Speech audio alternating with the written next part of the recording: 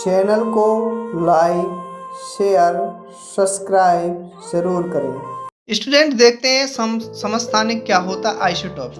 तो इसमें क्या होता है, एक ही तत्व के ऐसे परमाणु जिनकी परमाणु संख्या समान होती है किंतु परमाणु भार यानी द्रव्यमान संख्या क्या होते हैं, अलग अलग होते हैं। यानी कि देखिए जैसे परमाणु संख्या जो होती है, प्रोटॉनों की संख्या वो क्या होती है, परमाणु संख्या समान होगी, ठीक है। और जो द्रव्यमान संख्या यानी परमाणु भार जो होगा वो कैसा होगा, अलग अलग होगा, ठीक है। उसी को क्या कहते हैं, समस्थानिक। याद रखें स्टूडेंट, बहुत पूछा जाता है एग्जाम में, ठीक है। तो एक ही तत्व के ऐसे परमाणु जिनकी परमाणु संख्या क्या होगी, समान होगी, और द्रव्यमान संख्या क्या होगी, अलग अलग होगी, उसे क्या कहेंगे, समस्थानिक कहते हैं। जैसे एग्जाम्पल के तौर पे देखते हैं, जैसे हाइड्रोजन का परमाणु क्रमांक कितना होता है, 1 होता है, परंतु इसके दो समस्थानिक होते हैं, जैसे H2, ठीक है, H3, ये 3 होते हैं। तो H1 को जो होता है ये प्रोटियम, ड्यूटेरियम और ट्राइटियम इस तरीके से कहा जाता है, ठीक है।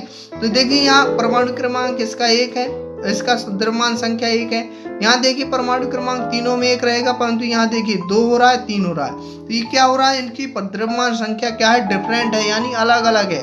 तो इसको क्या कहेंगे, समस्थानिक कहेंगे, क्योंकि इसकी परमाणु संख्या समान है परंतु इनका जो द्रव्यमान संख्या है वो कैसी है, अलग अलग है। इसी प्रकार से कार्बन भी है, क्या समस्थानिक रूप देता है। जैसे देखिए इसका कार्बन का कितना होता है, 6 होता है, और इसका द्रव्यमान संख्या कितनी होती है, 12 होती है। और यहाँ पर देखिए ये तो 6 है, परंतु यहाँ पर कितनी है, द्रव्यमान संख्या 14 है, ठीक है।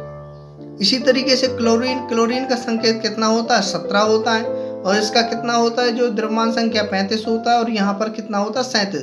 तो स्टूडेंट आप इनमें देख रहे होंगे कि इनमें क्या है, परमाणु संख्या समान है, परंतु इनकी जो द्रव्यमान संख्या है वो क्या है, अलग अलग है। इनको क्या कहा जाता है, समस्थानिक कहा जाता है। समस्थानिक का बहुत ही उपयोग होता है, ठीक है। देखते हैं जैसे कि कहाँ पर कहाँ उपयोग होता है इनका। तो देखिए समस्थानिक का उपयोग होता है, यूरेनियम जो समस्थानिक है उसका उपयोग कहाँ पर होता है, परमाणु की भट्टी में किया जाता है, ठीक है। कोबाल्ट के समस्थानिक का कहाँ पर यूज किया जाता है, कैंसर के उपचार में किया जाता है। और आयोडीन के समस्थानिक जो होते हैं उनका कहाँ पर उपयोग किया जाता है, घेंघा रोग के उपचार में किया जाता है। अब देखते हैं स्टूडेंट संभारिक जो है समस्थानिक से जस्ट उल्टा होता है, ठीक है, क्योंकि इसमें क्या होता है, विभिन्न तत्वों के ऐसे परमाणु जिनकी परमाणु संख्या अलग अलग होगी परंतु क्या होगा, परमाणु द्रव्यमान समान होगा। अलग अलग तत्व होंगे, विभिन्न तत्व होंगे। देखो यहाँ पर पढ़ रहे विभिन्न तत्वों के ऐसे परमाणु, परंतु वहां पर क्या पढ़ रहे थे, एक ही तत्व के ऐसे परमाणु।